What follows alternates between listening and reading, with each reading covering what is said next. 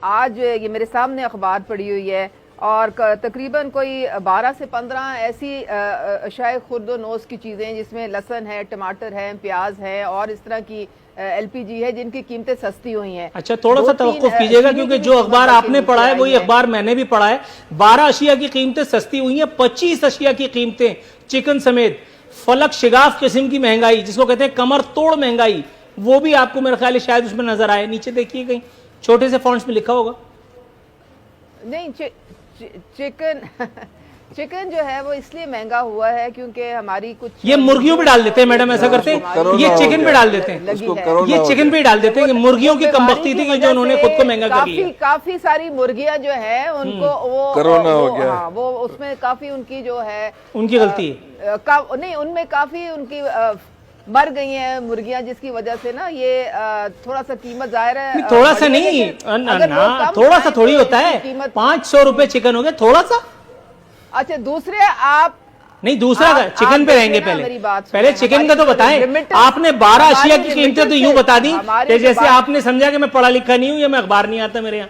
12 अशिया की कीमतें आप बता रही हैं, 25 को भूल गई आप, और थोड़ा सा कह रही हैं आप चिकन को। भाई 500 रुपए, बकरे का गोश्त 1400 रुपए हो गया है। कहाँ हैं आप? देखें, एक हफ्ते में 25 में तो इजाफा हुआ मुझे है, तो सब याद है ना। आप ऊपर देख के बात कीजिए ना, आप पढ़ के उसका भी कोई लिहाज किया करे ना।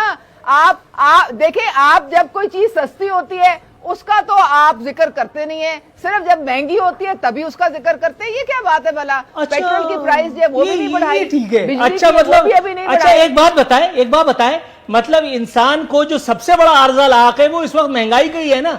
आप कह रही हैं उस पर क्यों ऑब्जेक्शन करते हो? क्योंकि कुछ चीजें सस्ती भी हुई हैं, और भाई जो चीजें सस्ती हुई हैं उनका इतना इंपैक्ट नहीं है, जो चीजें महंगी हुई हैं उनका इंपैक्ट ज्यादा है। ये तो कॉमन सेंस की बात है, common sense which is not very common. टमाटर, आपका लहसुन, आपका प्याज, आपकी दालें, आपकी चीनी, क्या इसमें आपकी रोजमर्रा की मैडम अरहर की दाल की बात किए लेते हैं। अरहर की दाल क्या भाव लेती हैं आप?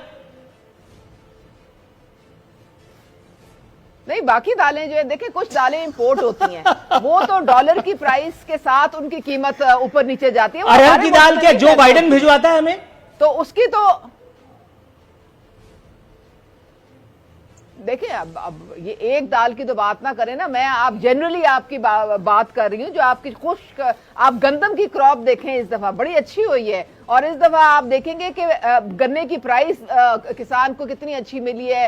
अरे देख तो हम बहुत कुछ रहे, थोड़ा सा तवक्कुफ आप कीजिएगा, पे इंशाल्लाह और भी देखेंगे, जरूर देखेंगे। थोड़ा सा तवक्कुफ, थोड़ा सा अच्छी बातें, थोड़ा सा अच्छी बातें भी तो थोड़ा लोगों को, अरे अच्छी बातें अभी सितारा सपना लॉन की फजाइल डिस्कस करते हैं आपसे, इंशाल्लाह अच्छी बातें भी करेंगे। Subscribe now and press the bell icon. Never miss an update. मेरे साथ मौजूद है मोहतरमा उज़मा दी ग्रेट कारदार, पाकिस्तान तहरीक इंसाफ से। इस हफ्ते भी इनका ताल्लुक है। अल्हम्दुलिल्लाह, आज तो आपने ग्रेट कह दिया है, उसके बाद अब किसी और चीज की तो जरूरत ही नहीं है। नूरुल आरिफीन मैडम, गलतियां इंसानों से होती हैं, हालांकि यकीन करना बहुत मुश्किल है। गलतियां इंसान से होती हैं। मुझे खुद भी यकीन करना बड़ा मुश्किल हो रहा है। बिल्कुल, I agree with you totally. अच्छा मैडम, अगर आप चाहें तो अपना जुमला वापस भी ले सकते हैं।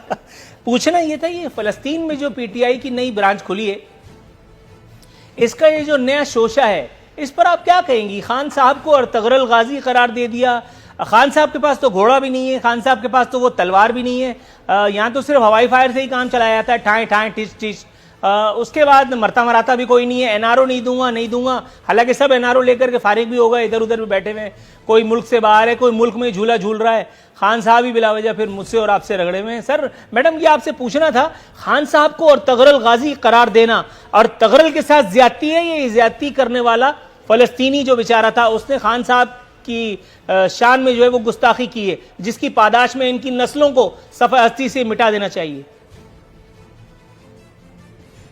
देखें, आपको पता है कि पूरे मुस्लिम उम्मा जो थी वो, उनका दिल हमारे गमगीन थे जिस तरीके से बर्बरियत इजराइली कर रहे थे निहत्ते मासूम फ़लस्तीनियों पे। अब हर मेरे ख्याल में जो मुसलमान है उसके दिल में गम है। अब मेरे ख्याल में जज्बात की रो में बह के तो ये एक दूसरे से मुआवजा करना शुरू कर देते हैं, हालांकि इसकी ज़रूरत नहीं है। पूरी दुनिया ने देखा है कि ओआईसी को भी मुतहर्रिक करने में सबसे ज्यादा दो ममालिक का रोल है, वो नंबर 1 पाकिस्तान का और नंबर 2 जो है वो टर्की का है।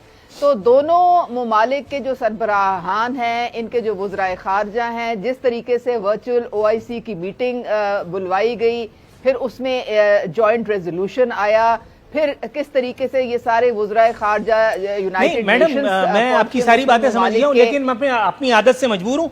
ये मुझे बताइए, एक तकरीर की अक़वाम मुत्तहिदा में भारत मुखालिफ, उसके ऊपर इतना खुशामद का तूफान आया कि बाकायदा खान साहब को अमन के नोबेल इनाम के लिए नामजद करवाने की करारदाद असम्बली में पेश कर दी गई।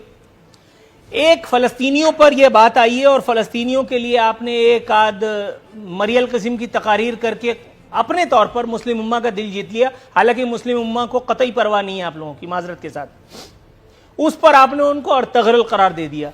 ये खुशामद का कौन सा ऐसा रीत रिवाज है जो ख़त्म होने में नहीं आ रहा? मतलब पाकिस्तान पीपल्स पार्टी में भी ऐसी बहुत हरकत होती हैं, पाकिस्तान मुस्लिम लीग नवाज में भी। मैं जब उन रहनुमाओं के पास जाऊंगा तो उनके लगते लूंगा, लेकिन आप पहले अपना जवाब दे दीजिए।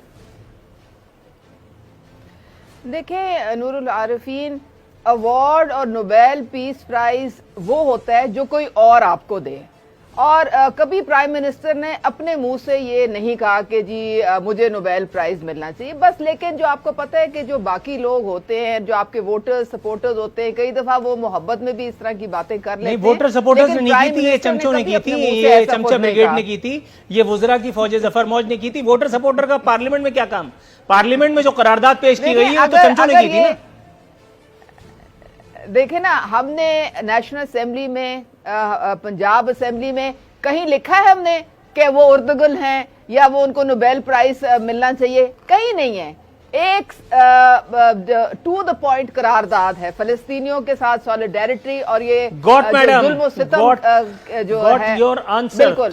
लेकिन ये जो बाकी, हाँ, लोगों को थोड़ा सा देखे, कोई फायदा नहीं है, क्योंकि अगले बंदे को एम्बैरेस करने वाली बात है। अर्तगरल को एम्बैरेस किया, इसका मतलब है। थोड़ा सा तवक्कुफ फरमाइएगा, मैं आपकी तरफ आता हूँ। सेनेटर डॉक्टर करीम ख्वाजा साहब, मैं आपकी जानिब आऊंगा। सर, पूछना यह था कि इस बात से इनकार तो आपको भी नहीं होगा कि चमचागिरी बाकायदा आज एक सनद बन चुकी है। सियासत में भी इस एक स्किल से कमा हुक्कू फ़ायदा उठाया जाता है। वो जो अच्छी चमचागिरी करते हैं उनको अच्छे ओहदे और मनासिब मिल जाते हैं। कॉम्पिटेंस का इसमें अमल दखल खाली हुआ करता है, लेकिन मैं उसको मुकम्मल रूल आउट बहरहाल नहीं करता। सर, आपकी पार्टी में भी यही सब चीज़ें हैं, इनकार मत कीजिएगा, मुझे दिल दुखेगा, फिर बहस तूल पकड़ जाएगी। देखें, दुनिया में जहाँ सियासत होती है वहाँ इस तरह के लोग होते हैं, और वो जो चमचागिरी जो भी करते हैं उससे इनकॉम्पिटेंसी झलक आती है, और उससे उस शख्स का भी नुकसान होता है जो चमचागिरी करता है, और उस लीडर का भी नुकसान होता है। जुल्फ़िकार अली भुट्टो के दौर में कौसर नियाज़ी था, वो कहता था कि तुम चांद हो, हम सितारे हैं, तुम फलाने हो, हम फलाने हैं। इस तरह की बात की। जब मुश्किल वक्त आया तो वो पार्टी छोड़कर भाग गया। बेनज़ीर शहीद के साथ भी ऐसे ही लोग थे।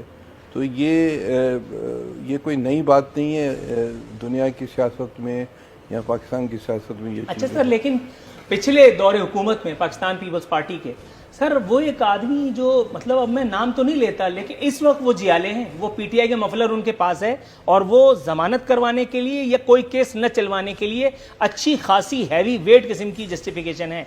दोबारा उन्हीं की तरफ आता हूँ। सुना है, मैं तो खैर उस वक्त पैदा ही हुआ था, सुना है कि वो जुल्फ़िकार अली भुट्टो की मौत पर या उनकी फांसी पर मिठाई बांटते फिर रहे थे। उसके बाद फिर उनकी एक वीडियो मौजूद है जिसमें वो बीबी शहीद हो गई करके वो वालियाना रोने की अदाकारी कर रहे थे, हालांकि एक आंसू नहीं था उनकी आंख में। उसके बाद फिर उनको बाकायदा ऐवान सदर तक रसाई भी हासिल थी, उनको ठीक ठाक एक बड़ा ओहदा भी तगड़ा किस्म का दिया जिसमें उन्होंने हाथ साफ किया कौम पर, और उसके बाद अब वो पीटीआई का मफलर डाल करके और जियाले चल रहे हैं खिलाड़ी। देखें, इस तरह के लोग हर जगह होते हैं, और ये बदकिस्मती है। इंसानियत, जब से इंसानियत में सियासत शुरू हुई है, ये मैं आपको मज़हब में भी ऐसी बहुत सी मिसालें हम आपको दे सकते हैं, हम आपको मुल्कों की तारीख में भी इस तरह की मिसालें दे सकते हैं, और माशरे में जो टॉप पर होता है उसको ये फ़ैसले करने होते हैं कि कोई ऐसी चीज़ नहीं हो जिससे इस खुश फरेबी में खुद फरेबी में मारा जाए आदमी। मारा ठीक जाए। हो गया सर।